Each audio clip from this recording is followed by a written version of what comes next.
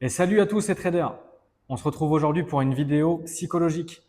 Si vous n'avez pas vu mes premières vidéos, je m'appelle Melvin, j'ai 29 ans, je suis trader depuis 3 ans et je suis surtout coach en psychologie de trading dans une académie.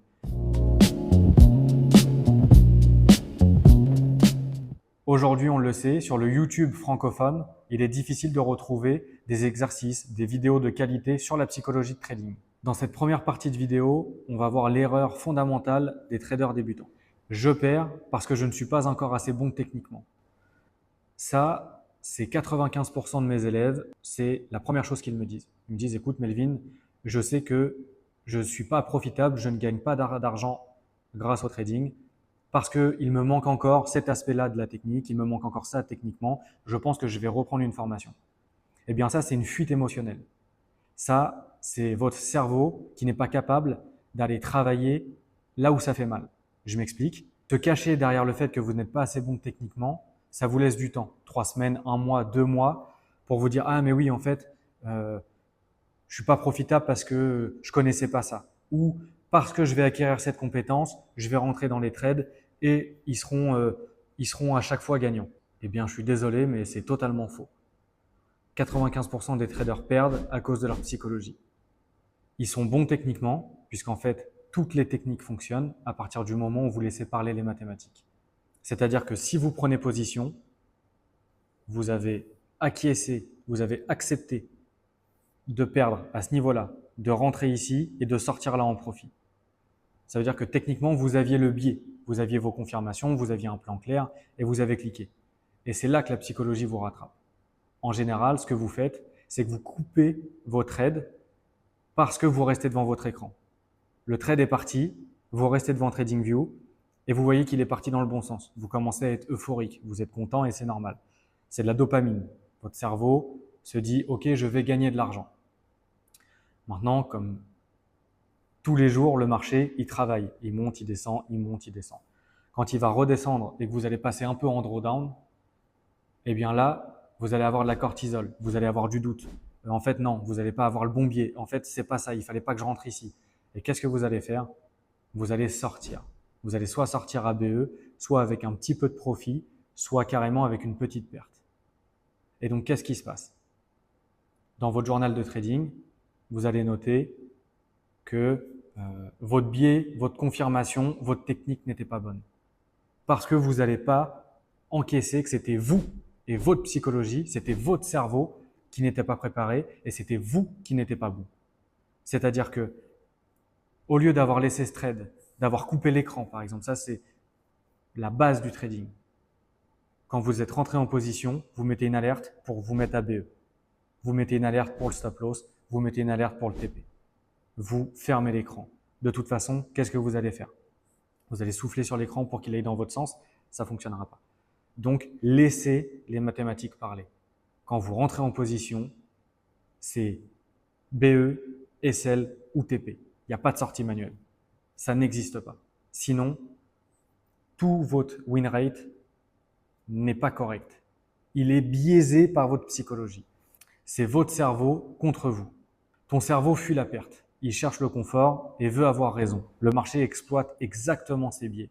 C'est pour ça qu'on dit souvent qu'il y a la chasse au stop. Bien que j'y crois pas forcément, mais on est dans un marché qui est algorithmique. Ils le savent. C'est un marché qui pèse des milliards d'euros. Ils ont accès à toutes les datas. Tous les brokers revendent votre psychologie. Ils ont su créer des algorithmes qui savent où est-ce que vous êtes placé. De toute façon, 95% des traders sont perdants parce qu'ils sont placés au même niveau. Les stop loss sont placés au même niveau, les TP sont placés au même niveau et ils savent comment vous faire sortir. La perte, comme je vous ai expliqué, elle déclenche du cortisol, du stress, vous n'êtes plus rationnel. C'est-à-dire que une fois que vous avez pris un SL, si vous continuez à rester devant l'écran, qu'est-ce qui va se passer? Vous pensez que vous allez voir le graphique, vous ne voyez plus le graphique. Vous voyez ce que vous avez envie de voir. Vous voyez que là, il y a une vente, que là, il y a un achat, mais de toute façon, c'est sûr qu'il va faire ça parce qu'il faut se refaire. Et voyez votre psychologie, comment elle a changé? Vous êtes passé d'un trade gagnant où vous auriez pu couper l'écran et finir votre journée à « je dois me rattraper ». Et donc, vous n'êtes plus rationnel sur ce qui se passe devant votre écran. C'est vos émotions qui parlent à votre place. La petite voix que vous avez, ah oui, c'est sûr, il va prendre cette liquidité-là et après, il va redescendre jusqu'à ce niveau-là. c'est faux. Ça, c'est ce que vous avez envie de voir. C'est pas ce qu'il est en train de se passer. Le terme de la discipline en trading, il est mal compris. Tu crois que la discipline, c'est te forcer. En réalité, c'est enlever le choix quand l'émotion apparaît.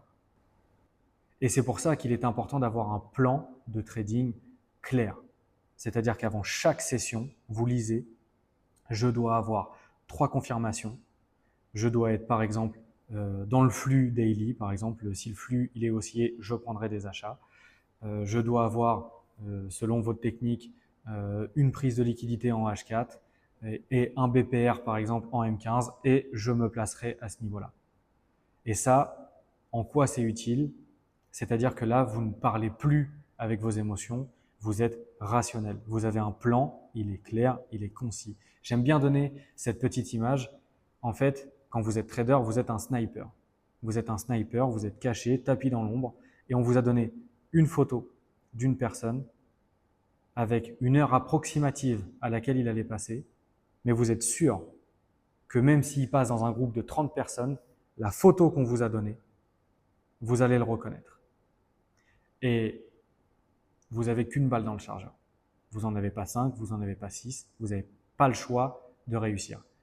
Et donc le fait d'avoir qu'une seule balle dans le chargeur, bah, vous allez rester concentré. Moi, dans mon plan de trading, par jour, j'ai le droit qu'à un seul trade. Ça veut dire que j'ai mes horaires qui sont fixes, j'ai ma cible, je la connais par cœur, et quand elle passe, je ne dois pas la louper. Mes émotions ne doivent pas être remises en doute. Est-ce que c'est celle-ci? Est-ce que c'est pas celle-là? Est-ce que le vent va m'emporter? Non.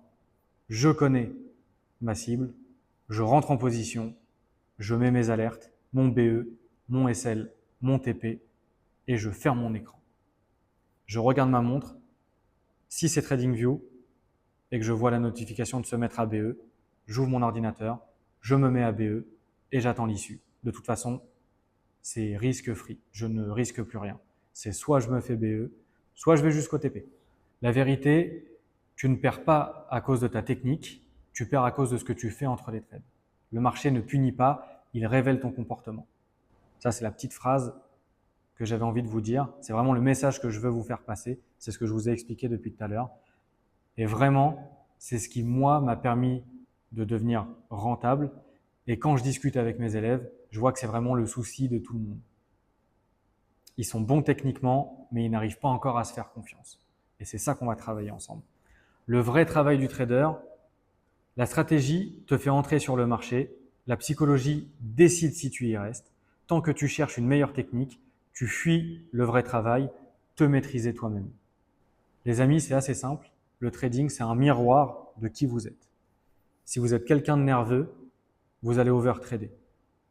Si vous êtes quelqu'un de plus anxieux, quelqu'un qui n'est pas sûr de vous, vous allez avoir peur de cliquer.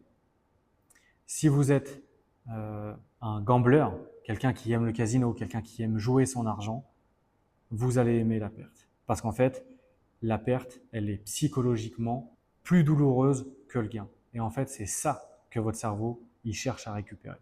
Sachez que si vous rentrez dans le trading pour faire de l'argent facile et que vous avez un problème avec le casino, n'y rentrez pas.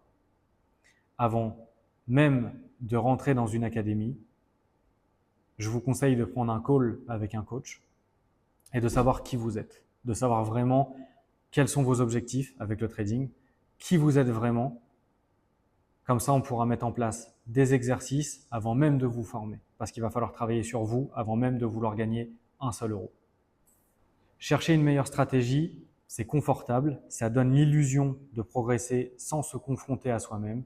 Travailler la psychologie, en revanche, oblige à regarder son impatience, son besoin d'avoir raison, sa peur de perdre, son rapport à l'argent et à l'échec, et ça, l'ego déteste. Et je le sais, je suis passé par là. J'ai remis en doute 10 fois ma technique. J'ai acheté plus de 10 formations. Et j'ai acheté une formation psychologique. J'ai acheté des dizaines de livres sur la psychologie. Et je suis devenu profitable. Et ma technique est restée la même. J'ai choisi une des techniques que j'avais apprises, qui psychologiquement me restait, qui psychologiquement m'allait bien.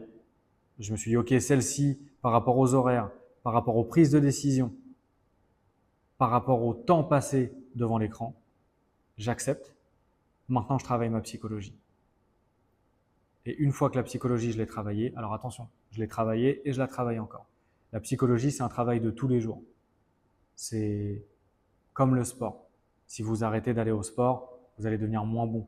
Un boxeur, s'il arrête de boxer, il va forcément devenir moins bon. Un trader, s'il arrête de travailler sa psychologie, s'il arrête de s'instruire, s'il arrête de se mettre vraiment dans le dur, dans le mal, c'est-à-dire de cliquer quand on n'en a pas envie, mais le plan nous oblige à le faire, alors on le fait.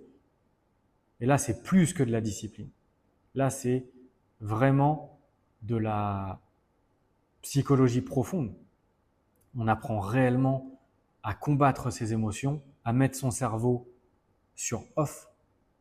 Ok, j'ai compris, je connais mon biais daily, j'ai mon setup, je dois cliquer, peu importe ce que mon cerveau me raconte, cette petite voix qui vous donne chaud, qui vous donne froid, qui est euphorique, qui stresse, tout doit disparaître. Vous devez devenir un robot. Et c'est pas pour rien qu'aujourd'hui, dans le trading institutionnel, il y a plus de robots, il y a plus d'algorithmes que d'humains. L'humain fait des erreurs. Le robot, l'algorithme, ne fait aucune erreur. Il a aucune psychologie. Il doit cliquer, il clique. Il rentre pas, il rentre pas. Si il est rentré, il va pas se mettre à douter.